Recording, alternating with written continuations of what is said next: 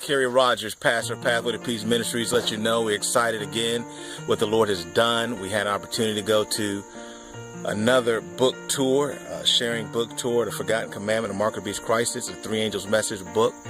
And we just finished coming from last night, got in last night, Lynchburg, Virginia, Charlottesville, Virginia, Baltimore, Maryland, Wilmington, Delaware, Philadelphia, Pennsylvania, Trenton, New Jersey, and Fredericksburg, Virginia, in 4 days, and we're back.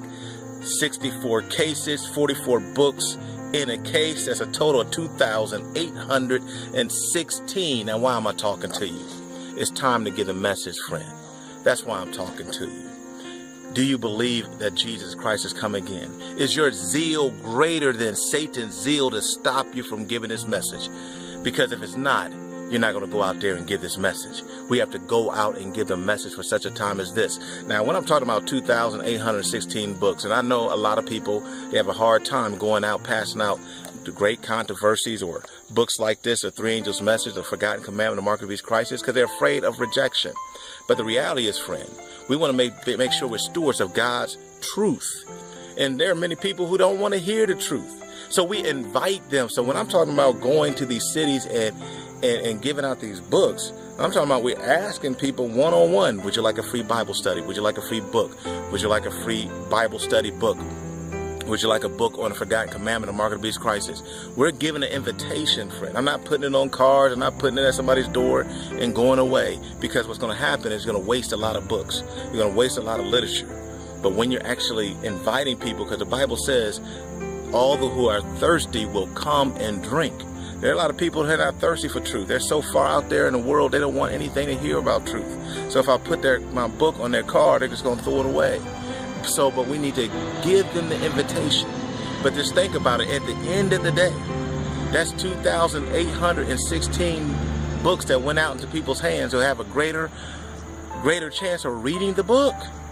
And I can tell you from personal experience, yes, you're going to go through a whole lot of no's. Yes, it may be a 20 to 1 sometimes. Sometimes 1 out of 40 people may take it. So you have to go through a lot of people. And I know at the end of this trip, we probably went through, as a group of 5 people going out in the streets of these cities, we probably went through about 30 to 40,000 people.